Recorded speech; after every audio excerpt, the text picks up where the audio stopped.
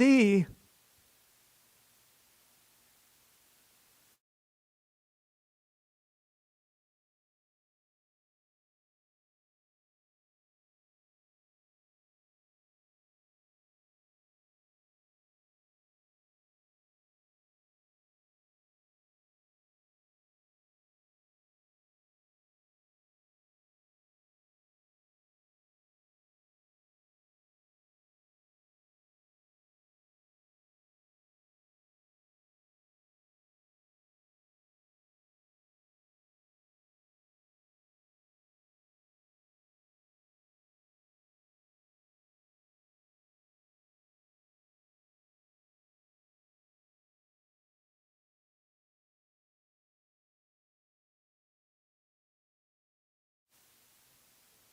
Okay, welcome to another session of Accurately Handling the Word of Truth.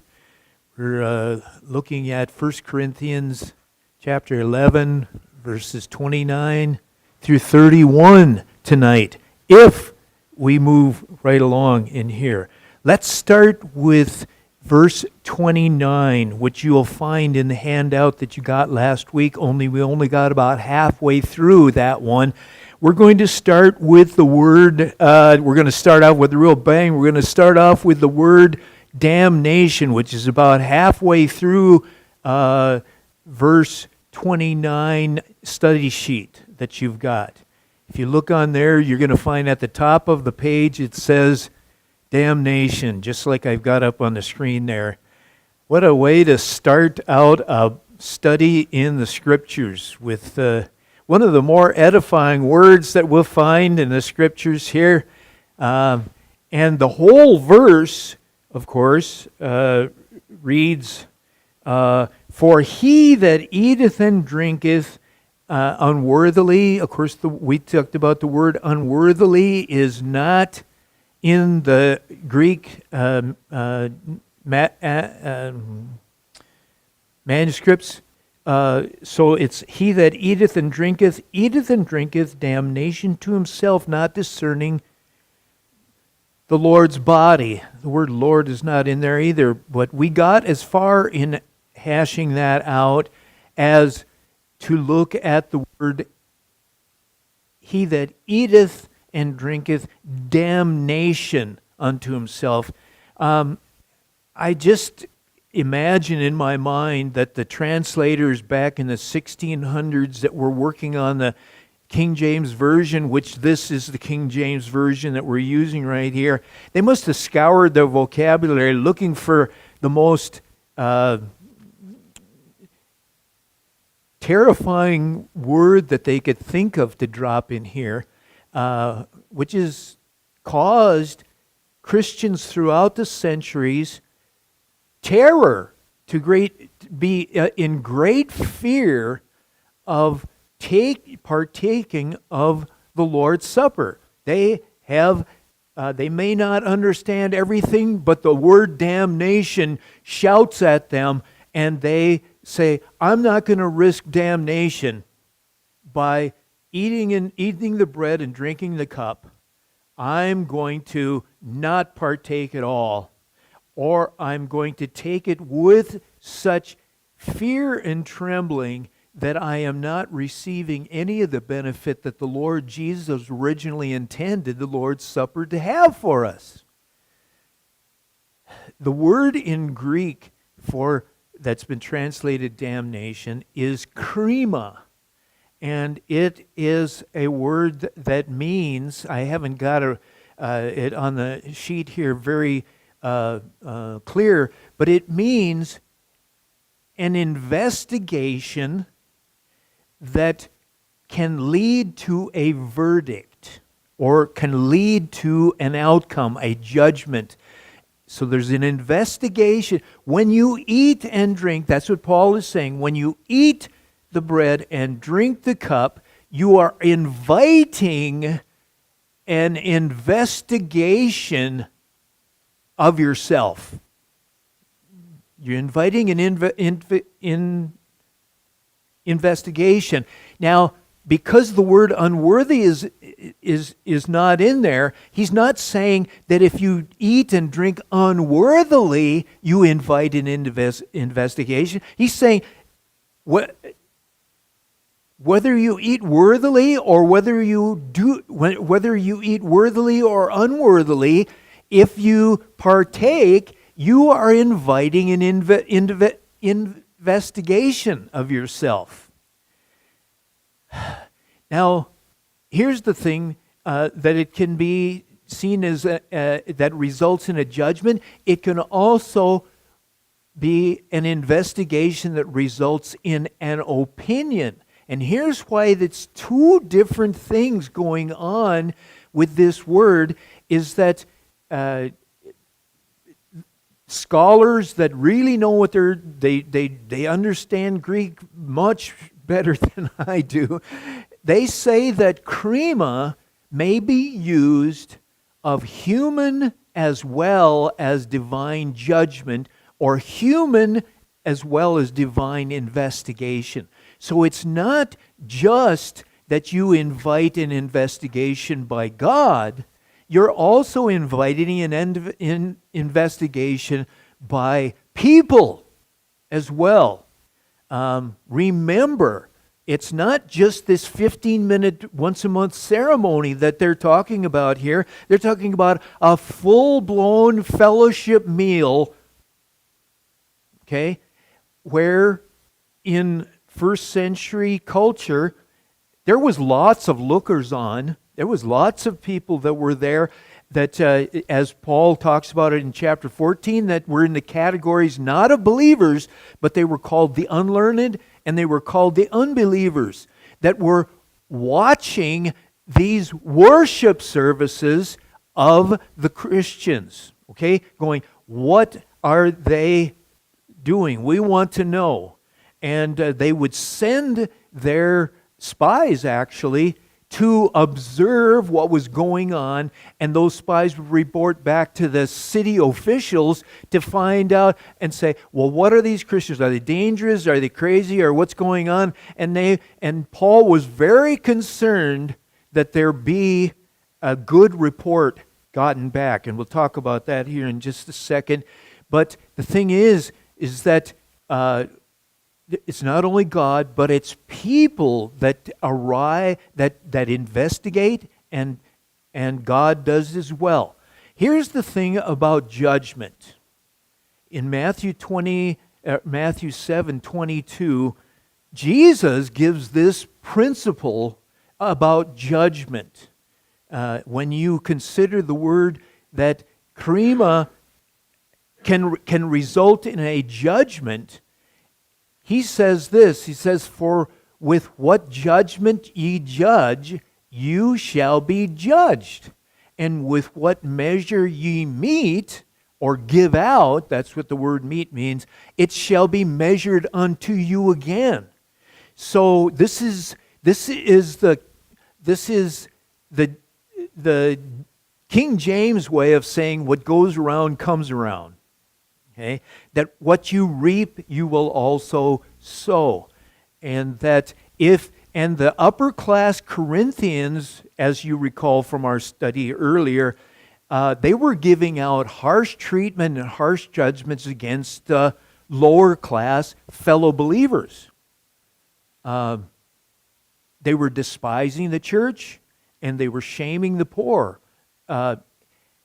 According to this kingdom law that Jesus describes here, it was inevitable that the same severe treatment and judgments that they were handing out would result in severe treatment and judgments being measured out to them as well.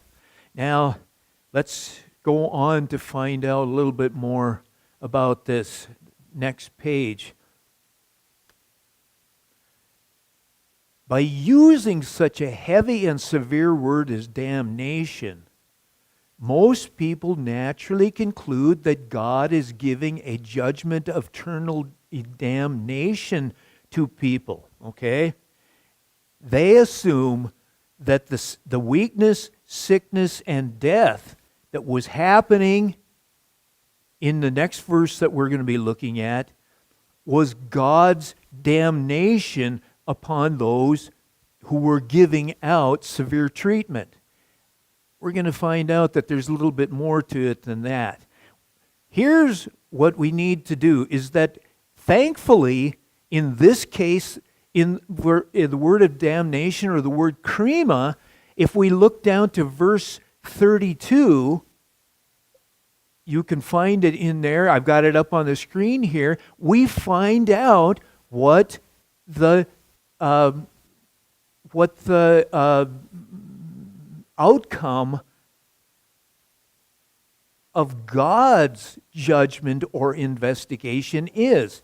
It says this: when we are judged, that word judged is exactly the same word that is used here as the word damnation. Why did they make it difficult in here? Why did they do this? I don't know, but it makes, I'm sure I'm not the only one, as we're trying to untangle and rightly divide the Word of God, it makes it difficult. Makes it difficult because you read through this thing and you think that they're talking about two different things, but they're not. They're talking about exactly the same thing in this verse 29 as he's talking about in verse 32. But we'll talk about that more. But it says, when we are investigated, which that's what that word means, what's the result of that? We are chastened of the Lord. Okay. That we should not be condemned with the world. Okay, that's another word there. That word condemned is another one of those courtroom words that we'll get more to. But the thing is that Scriptures tells us what will be the result of the investigation that comes from God. It will not be sickness, weakness, and death. It will be chastening from the Lord. Where do we find out more about what the chastenings of the Lord are? You got to go to the passage that describes the chastenings of the Lord in detail in Hebrews chapter 12, verses 5 through 11. I'm not going to read the whole thing. I'm just going to talk to you about what chastenings are. Okay? Hebrews 12 says that chastenings are to be endured. Okay? It also says that chastenings from the Lord are grievous for the present. Okay? But they prove that we're sons and daughters of God. And they're for our profit, and they cause us to partake of His holiness. Those are the things that are the outcome of when God investigates you when you partake of the Lord's Supper. Paul's saying, whether you're worthy, and of course we're all worthy by the blood of Jesus, and we're all unworthy because we're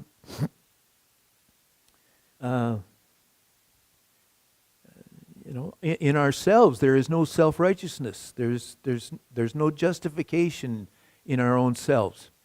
Okay. Krima means chastening that occurs during this life for the purpose of avoiding eternal damnation. We think that by using this word, we think that God is sentencing the people that partake of communion and they slip up someplace along the line, they're going to be in eternal damnation. But this thing is the exact opposite. The chastenings are to avoid eternal damnation, so that we don't get condemned along with the world, who is going to experience eternal damnation. Okay? Eternal damnation, by the way, that word is so toxic.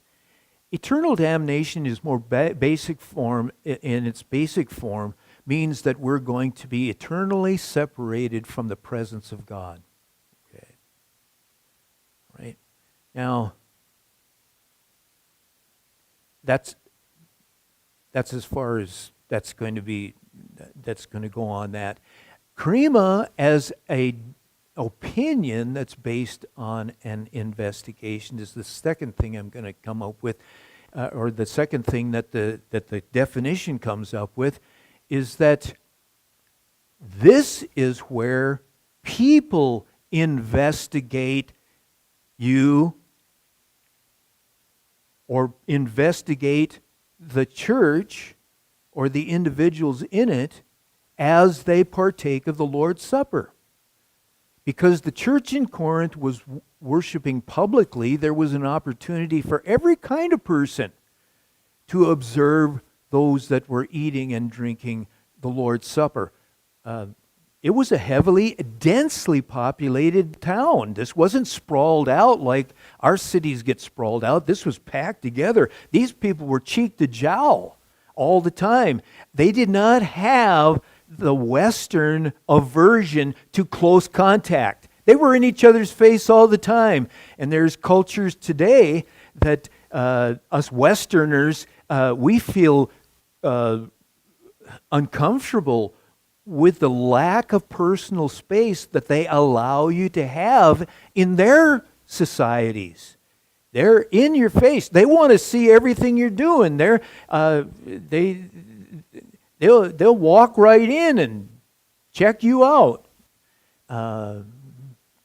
So they were worshiping publicly. There was every opportunity. As I said, Paul goes on to say there's not only those that are unbelievers, but those that are curious and know a little bit, but they're unlearned, that are coming in and observing those that are eating and drinking the Lord's Supper. Some were eating without recognizing and honoring the true value of the others.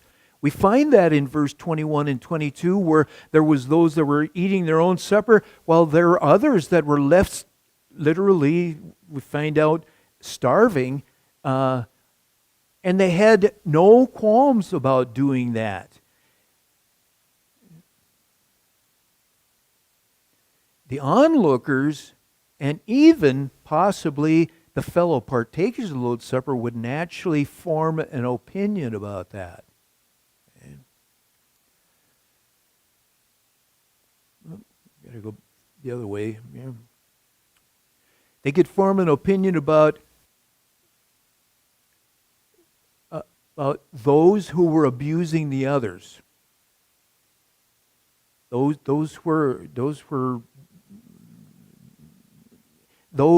who were being abused. Okay? The high class, the upper class in the church, and the lower class in the church. What the Lord's Supper was like.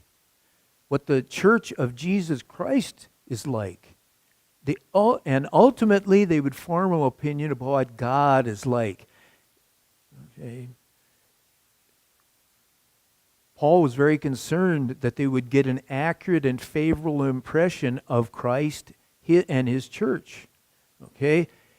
Here's what he says just a few verses earlier than this verse we're on right now in chapter 10, verses 32 and 33. He says, to these very same people that he's taking to task about their monstrous and dog-like behavior at the Lord's Supper, he says this to them just a few verses earlier. He says, give no offense neither to Jews nor Gentiles, neither to the house of God. So those are the three groups of people that Paul is concerned with, that they would investigate your partaking of the Lord's Supper and come up with an opinion about it. Okay? Jews, Gentiles, and the church of God. They all are going to form an opinion about him who eats and drinks. Okay? Even as I please all men in all things. Wow, what a statement that is. Not seeking mine own profit. What were the Corinthians doing at the Lord's table? Seeking their own profit at the expense of everybody else. But the profit of many, which is, of course, what the Lord's Supper should have been, where they should have been seeking the profit of everybody else that was there instead of their own profit. But the profit of many, and here's the kicker, that they may be saved. He did all of this, and he wanted the church of Jesus Christ and those that were participating in communion to do it in such a way so that the onlookers would get saved by it. Oh boy. No one was going to get saved by witnessing the arrogant Corinthians eating and drinking at what they called the Lord's Supper. Those that came and observed the Lord's Supper would simply conclude, they could conclude a lot of things, but at the very best, they could only conclude that the Church of God was no different than all the other pagan religions. They might have changed the names around a little bit. They might meet in a different location, but they're just the same. They eat their meals in their worship of their gods in the same way the rest of us eat our meals in the worship of our gods.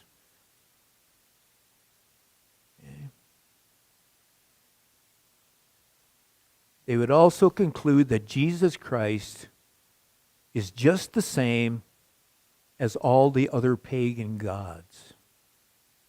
The Corinthians were declaring by their presence that Jesus Christ is the God above all gods.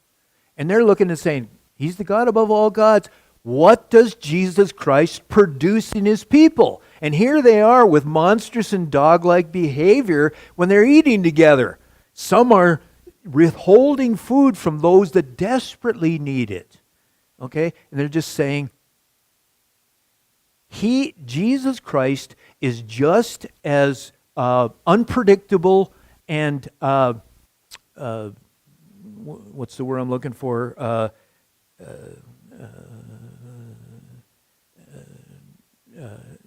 Just as unpredictable. Sometimes He's good, sometimes He's evil, like all the rest of the pagan gods. Paul was not going to have the church in Corinth, which he founded, demonstrate to the world that they were just like everybody else, which was exactly what some of the Corinthians wanted to be, just like everybody else. Okay. I'm just going to skip that next part there and go on to verse 30. He that eateth, drinketh a investigation upon himself. But now we're going to go on to this next troublesome verse, verse 30. Make sure that I'm getting the right stuff. For this cause, many are weak and sickly among you, and many sleep. Okay, for what cause are weak and sickly and many sleep? By the way, sleep is simply a kind of a euphemistic word that Paul especially used, but even Jesus used it. So it was a word that meant that if you died in the Lord, if you died as a believer, they didn't call it, he died. They would call it, as Jesus did with Lazarus at first. What did he say? Oh, if you'd only been here, or the disciple says, why don't we go and help Lazarus? And he says, Lazarus will be okay. He's just sleeping. Well, then later on, when he was pressed a little further on it, he finally said, Lazarus is dead. And this is the same case here. Nobody was just weak and tired and sleeping. They were weak, sickly, and dying. For what cause were they weak, sick, and dying? You got to look at verse 29. And what does it say in verse 29? That they were not discerning the body. We've already studied some things about not discerning the body. Paul sees a cause and effect relationship between the contemptuous attitudes of some toward the church and the poor. Not discerning the body, we'll get to in a second, but that they're not discerning was a manifestation of an attitude they had. They had an attitude that caused their behavior. Okay? There was an attitude that, and the serious physical ailments that were being experienced by the many. There was a connection between the two. But here's the question, and I think it's puzzled a lot of people. How can a bad attitude of not discerning the body, not discerning the church, not giving the true value that the church had, not appreciating and recognizing and having a high opinion of the low class among the church, how can that bad attitude cause afflictions and suffering and death? Well, the reason why it can is because those bad attitudes were translated into bad actions, bad behavior. And the bad behavior, which came out in their withholding food from the starving, overindulging themselves in the presence of those who had great need. That was the actions, but they were a result of an attitude, a deep-seated attitude that was prevalent not only in those in the Corinthian church, but in the Corinthian culture and actually throughout the world at that time. There was a prevailing attitude that was deeply held, that caused incredible suffering to millions. Paul was forcing, by saying, suddenly turning on them and saying the shocking thing. There's people that are weak, sick, and dying among you. Paul was forcing the arrogant and wealthy in the church to face the truth that they were blind to. That their bad attitude was causing weakness and sickness and death in the church. Okay? Let's take a little closer look at how this applies to not discerning the body. They did not accurately assess the true value of the other members. Let's take a look at the background here. Approximately 80 to 90% of the church, it is estimated, was lower class freedmen and slaves. We've talked about their miserable state, that the freedmen were worse off than the slaves. In first century Corinthian society, their value,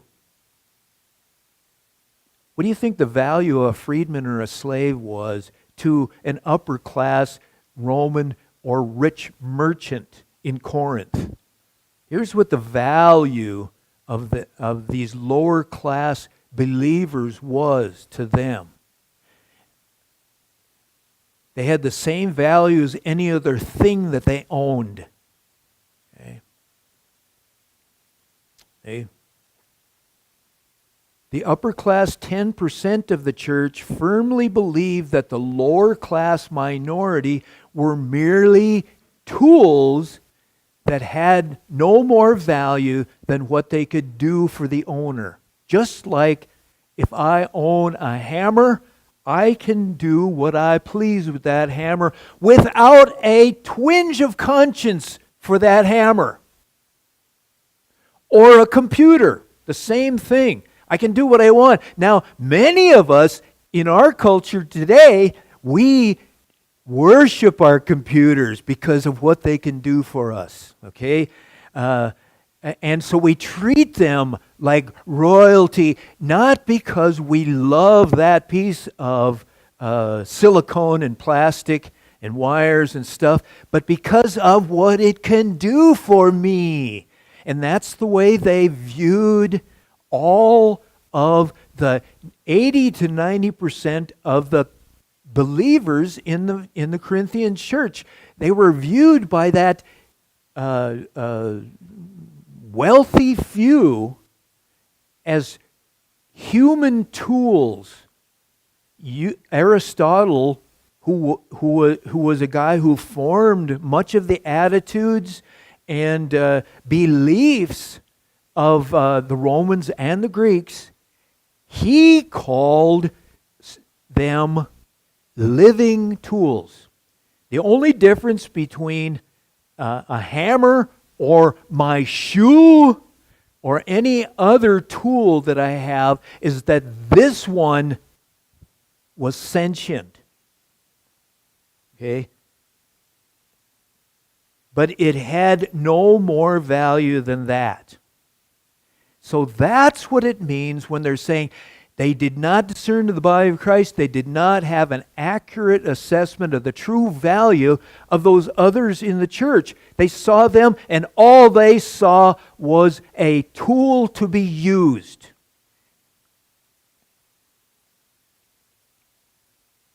To the rich veterans and merchants, they could leave the hungry,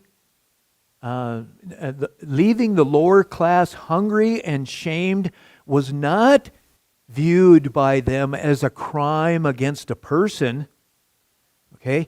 Much less as a crime against Christ, which Paul he says this most revolutionary thing. Not only are you committing a crime against the person by not sharing with them, you're committing a crime against Christ because they're members of Christ. Whoa. They did not see that. They were person? What person? I only see one other person in this room that's a person. And he's of my social rank or better than I am in that. And you see him as a tool also, because all I want from him is what he can benefit from, to me. Okay? So they viewed themselves as people, superior masters. They viewed everybody else as a tool to be used for their benefit. All right.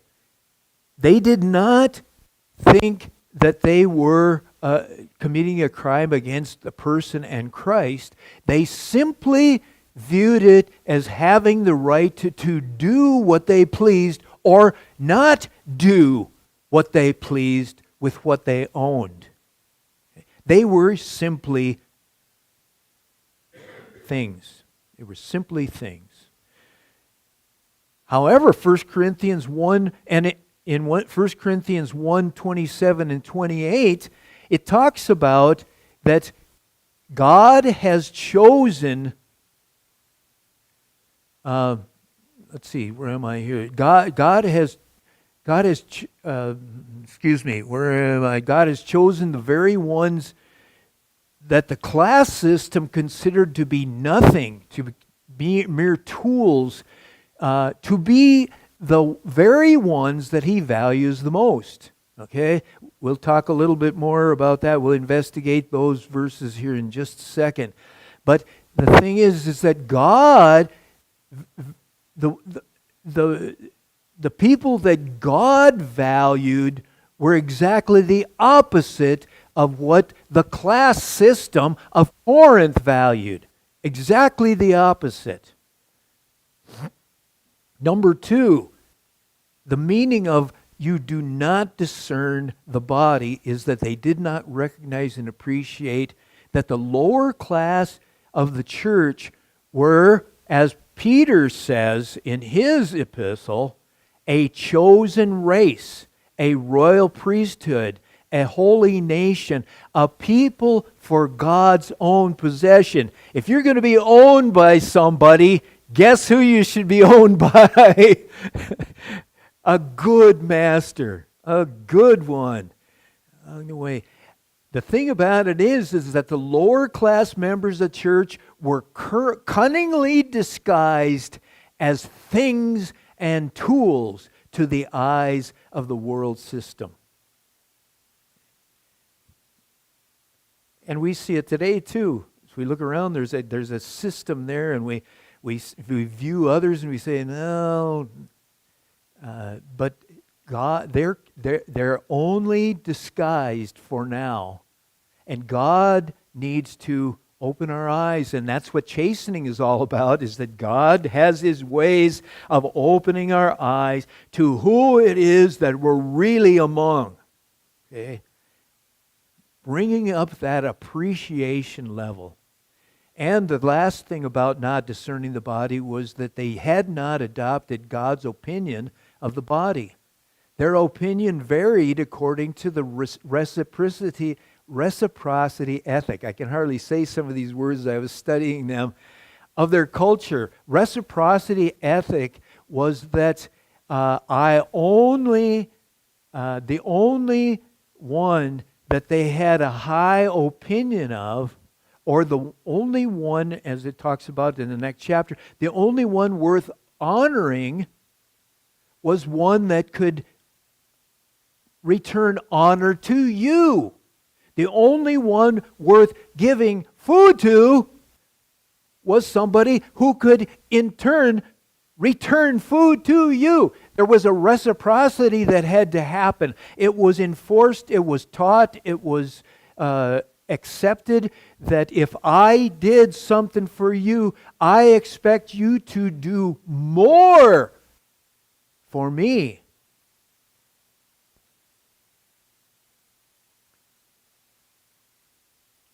But God has a different opinion. Just in a few verses from now, Paul is going to say to these very same selfish and arrogant people, he's going to say this to them: those members of the body that we think, and the word think there means have an opinion to be less honorable. And if they're less honorable, what does the reciprocity ethic say? Don't give them any honor. They're not important because they can't give it back to you. Upon these, in the kingdom of God, it's exactly the opposite. We take those that can't give you back anything, and you bestow more abundant honor on them, expecting nothing in return.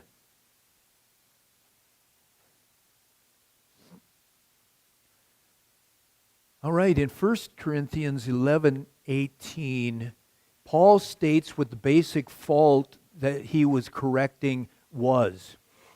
Okay, he just spends a whole lot of time unpacking this and confronting, rebuking, teaching, warning about it. But the basic problem was this, in verse 18. First of all, that means it's of the greatest importance to me that you come together, that when you come together, there be divisions among you. Now, if you look at the words come together and the word division, those are mutually exclusive terms. You can't be able to have people that are coming together and still be apart. Look at the word that is called, that says divisions there. The word is schisma. You know what it means? It means a gap, a standing apart from. How can you come together and there still be a gap between you? How can that happen? is that you can come together and there's still a gap between you, which is described perfectly in verses 21 and 22, where there's such a gap between the haves and the have-nots that people are sick, weak, and dying because of this gap between those with the resources and those who had none. The reason why is that second part of the definition. Division, schisma, means a standing apart from.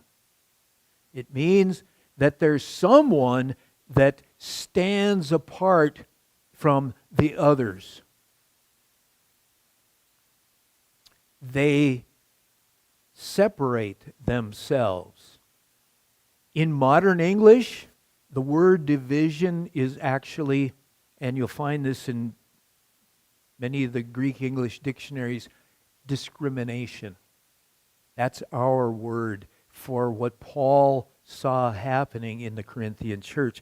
There is discrimination amongst you. Even when you're together, you're divided because of discrimination.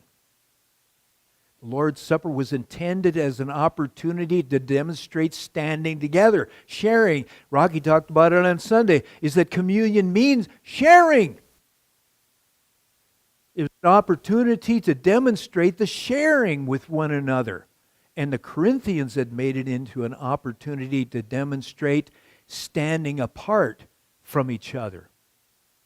Okay? To demonstrate what discrimination really looked like. All right. If you look in 1 Corinthians 1:26 through 28, you're going to find out what the division or discrimination was between. Almost all scholars, they just hang on to this thing in the first chapter that says, I'm of Paul, I'm of Apollos, I'm of Peter, I'm of Christ. And they say that that's the division. In chapter 11, there is no mention anywhere of a theological or leadership division. What the division in chapter 11 is all about has nothing to do with doctrine, has nothing to do with politics, has nothing to do with who you favor and who you don't. It has to do with a class system called, and here's what it says there. Let's see. In these verses, I'm going to just summarize it here. It says that the discrimination or the division was between those that the class system called the wise, which was the sophisticated, the mighty, who were the influential, and the noble, which is the upper class. So those who thought they were sophisticated, influential, and upper class were divided or discriminating against the other side of the church, which was those that the class system called foolish, weak, base, that means low class, despised, of no account, and nothing. Nothing simply means they were considered to be things, tools. Nothing more than that. That's where the division was in verse 11. Or chapter 11, 18, where he says, there is a division amongst you, and it's between the upper class who have it all and the lower class who have nothing, and the upper class does not even care. And why? Because they considered them to be nothing. There was an equal, and here's what it should have been in the body. Instead of this division between the upper class and the lower class, here's what 12:25 says, that there should be no schism, in other words, no discrimination in the body, but that the members should have and here is the big division, same care one for another. In the Corinthian church, there was not the same care one for another. There was an unequal division of care, a discrimination of care in the church. Some got too much care. You know, these guys who are overindulging, they got too much care. There was plenty to go around for everybody, but they hoarded it all for themselves.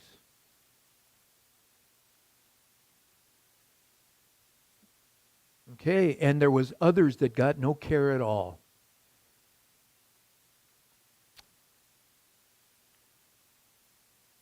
If there was a discrimination over food in the church, which was just kind of like the basic necessity of life, you can bet that there was also discrimination in over other resources, such as, and I'm just mentioning here because it comes up with weak, sick, and dying.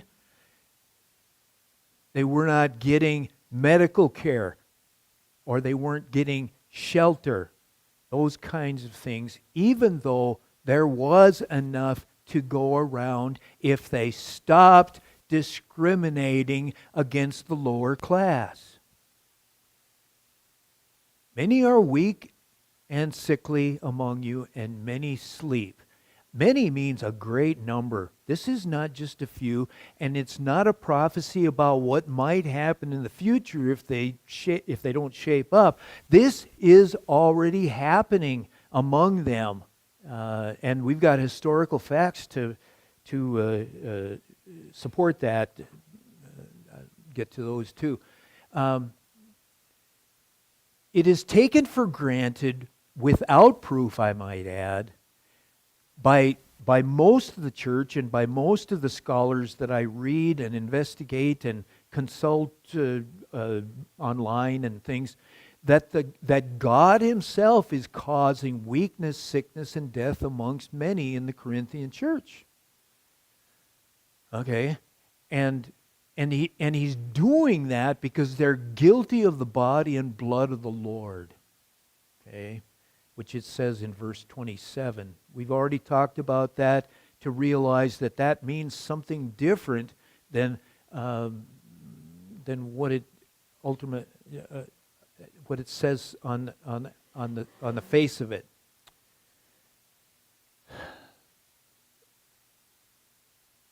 But that doesn't really hold up very well.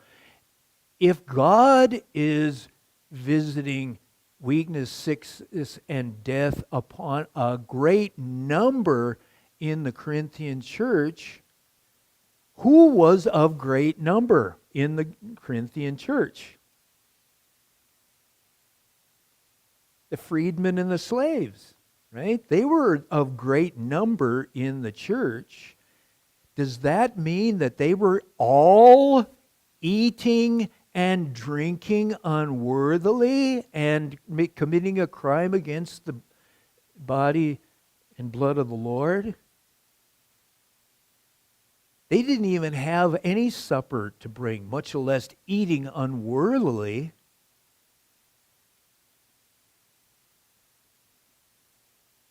They had no supper to eat, so they could not be eating and drinking unworthily.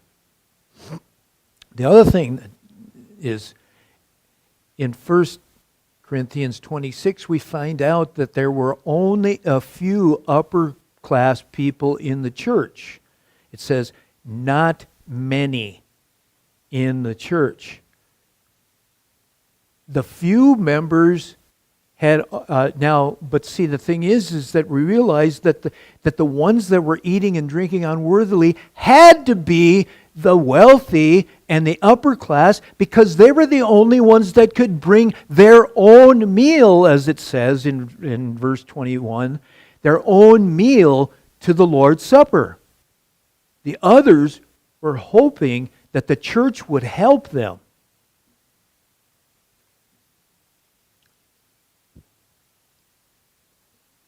So that was, if there was this one-to-one correlation that God was causing weakness and sickness and death among those who ate and drink unworthily, then that meant then all the freedmen and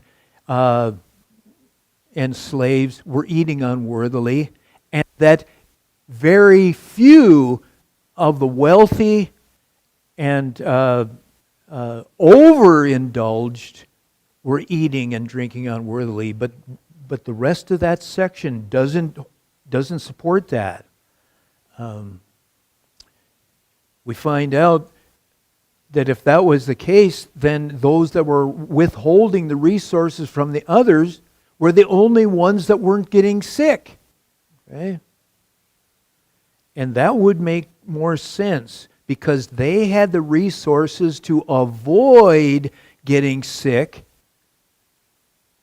They had the food, the drink, the other resources that were necessary that the others did not.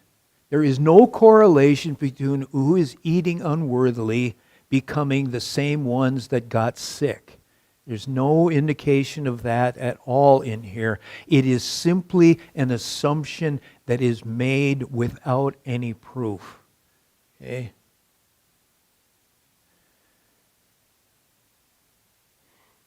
Oop.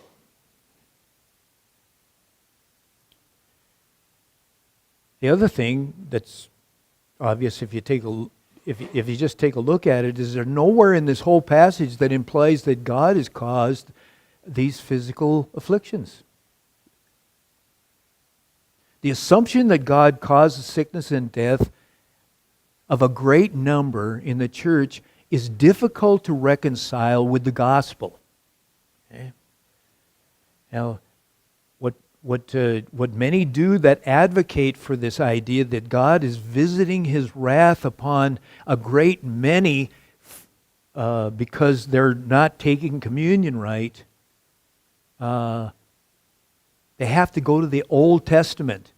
They have to go to the Old Covenant view of the nature and character of God in order for that to work, so that they hark back to things where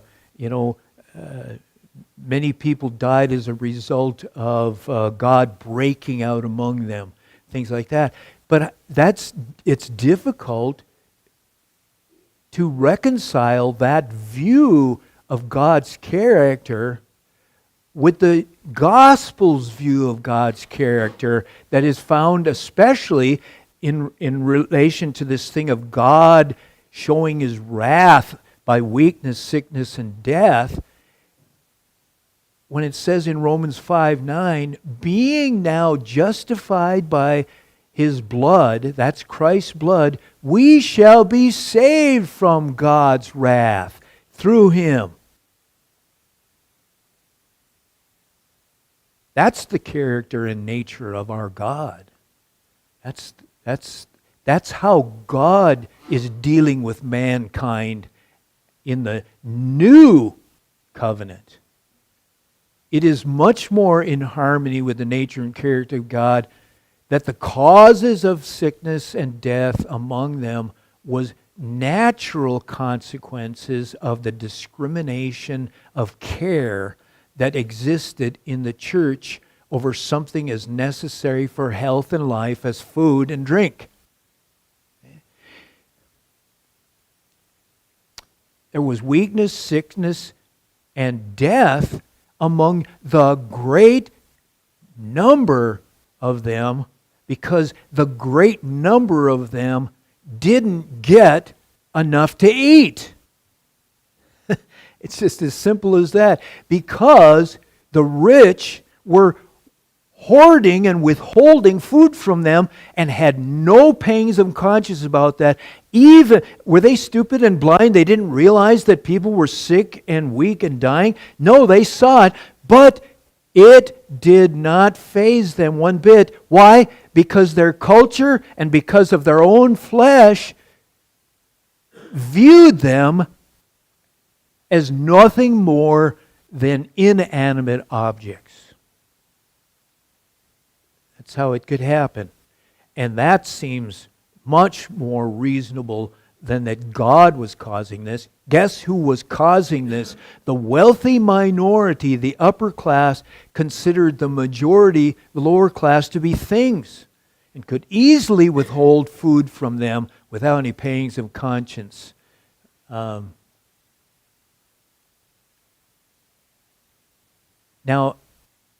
that would be bad enough.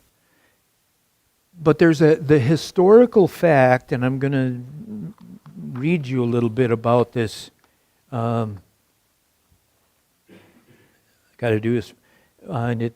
That there was a severe food shortage.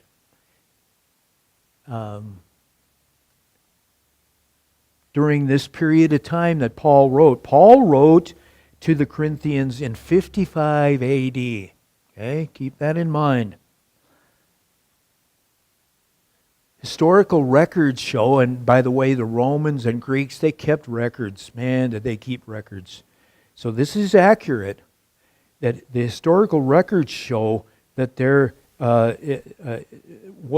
a widespread drought throughout all the Mediterranean area during the reign of Claudius Caesar and the early reign of Nero Caesar.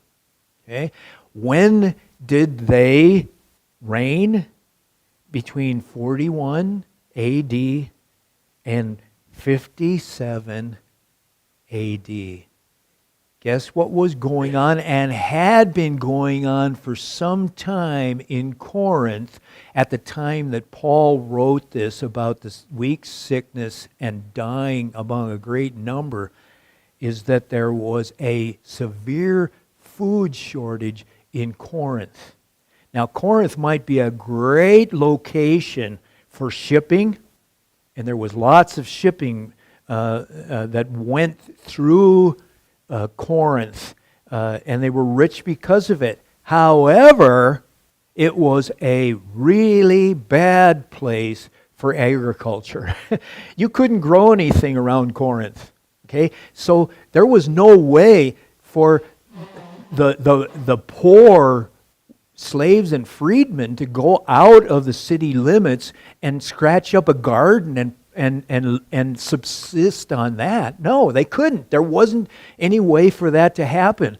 The other thing is that all the grain shipments that came through Corinth were dwindling. Breadbasket of the Roman Empire was Egypt. Guess what? They were in a drought. For what? 15 years? That's a long time.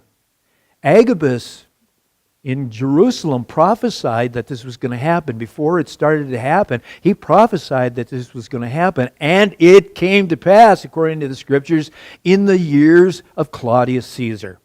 And exactly what the prophecy said. So what we had is that those in Corinth that were the poor, the slaves, and the freedmen, they weren't getting enough food from their masters because those who had the food were hoarding it. What do rich do when there's a shortage? They hoard. They stockpile. They guard it. They don't give it. Gospel of Christ says, go ahead, give it, give it, give it, give it. There's enough to go around if we'll only share. Okay? Now that sounds Pollyanna, but that's the gospel. They were being wise and sophisticated, and they were hoarding. They couldn't raise a garden. They weren't getting the grain ration that was supposed to come from the emperor because there wasn't any grain coming in.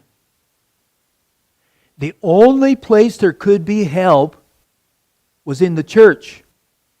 And guess what? The Corinthian church wasn't helping. They were, in fact, supporting and enforcing a discrimination of care by letting the lower class get weaker, sicker, and dying on the way. It did not help.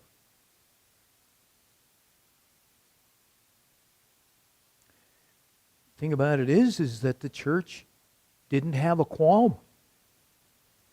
Where was the Holy Spirit at work in these quote-unquote spiritual people that this did not break their heart? It didn't. Because they were products of their culture, they were getting their information about who they were and who the others were from their culture. They were getting it from their own flesh. They were getting it from the world and not from God. And it made them so hard-hearted that people could die, and they did not even care about it. I think that's what Paul was so upset about.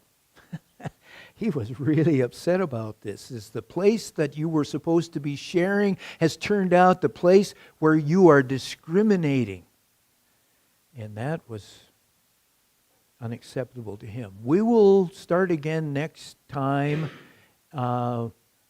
with the word you, because that's as far as we can get today. There is weakness and sickness and death among you.